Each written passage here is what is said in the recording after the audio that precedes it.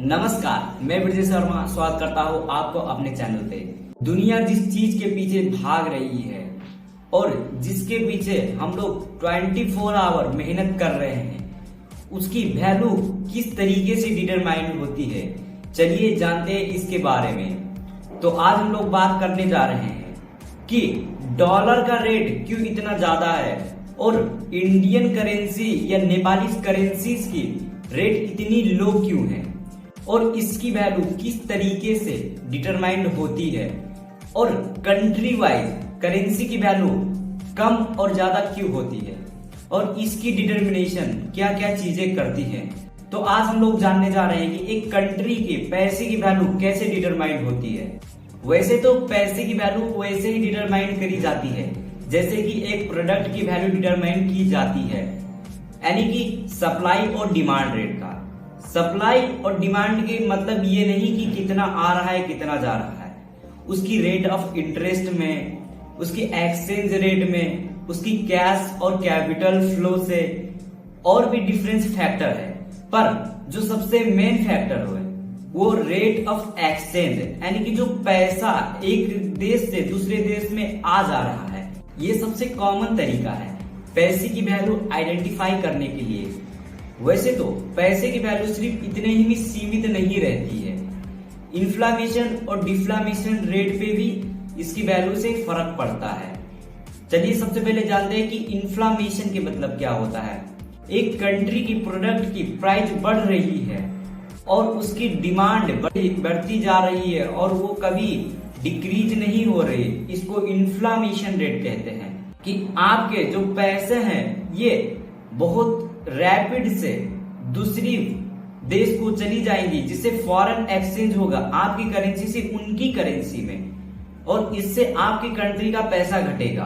अब जानते हैं इन्फ्लेमेशन रेट की मतलब क्या होता है।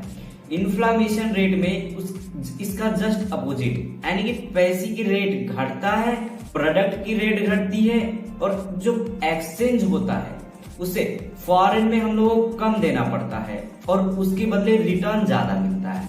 चलिए इसको जानते हैं पॉइंट के हिसाब से। तो जो सबसे पहला पॉइंट है वो है एक्सचेंज रेट, यानी कि जो पैसा डॉलर में कन्वर्ट हो रहा है और डॉलर उसको कितनी रेट में खरीद के दूसरी कंट्री को सप्लाई करके फिर डॉलर में कन्वर्ट करा के आपकी कंट्री को सेल कर रहा है, ये सबसे मेन फैक्टर है। और इसमें सबसे बड़ा हाथ है डॉलर का। जो बीच में ये कट ऑफ हो जाए तो शायद अदर कंट्रीज की वैल्यू और बढ़ सके रादर देन द डॉलर। और डॉलर की ग्रोथ की सबसे मेन पॉइंट है अदर करेंसी, ना खुद डॉलर, जो पूरे वर्ल्ड की करेंसी को वैल्यू देता है। सेकेंड चीज है ट्रेजरी, यानी कि आपकी कंट्री में कितना रिजर्व पैसा रखा हुआ है और कितना फॉरेन में है और कितनी आपके कंट्री में फॉरेन करेंसीज हैं जिसको आप फिक्स डिपॉजिट की तरीके से रख रहे हो। जितना भी कंट्री में प्रोडक्ट खरीदा जाता है, सेल किया जाता है कंट्री के अंदर और उसकी रेट घट या बढ़ रही है, ये चीज भी सबसे मेन पॉइंट है वैल्यू ऑफ करेंसी को डिटरमाइन करने के लिए।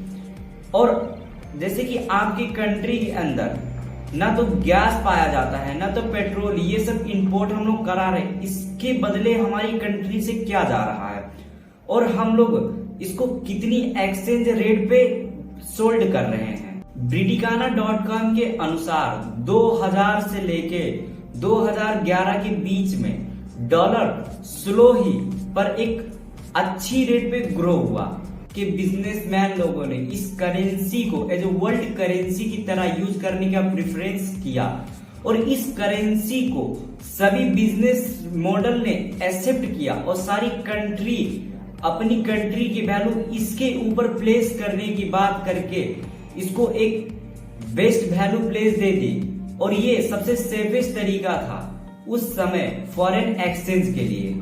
और पैसे की वैल्यू डायरेक्टली डिक्रीज होने का मतलब ये डिनोट नहीं करता कि आपकी करेंसी का प्राइस बढ़ रहा है, ये इनडायरेक्टली इन्फ्लेमेशन रेट को भी डिनोट करता है, यानी कि रेट ऑफ एक्सचेंज बढ़ रही है जो आपकी कंट्री के अंदर ही जो प्रोडक्ट्स अवेलेबल है उनको एक्सचेंज करा रहा है और आपकी कंट्री की करेंसीज की वैल्यू डिक्रीज होती जा रही है, जिसके कारण से वो फॉरेन एक्सचेंज नहीं कर पा रहा है। इसके प्रेफरेंसेस से कंट्री की मनी की प्राइस वैल्यू डिक्रीज होती जाती है। यही कुछ फंडामेंटल यूनिट है जिससे कि एक कंट्री की करेंसी की प्राइस वैल्यू फिक्स होती है। Thanks for watching, please like and subscribe my channel.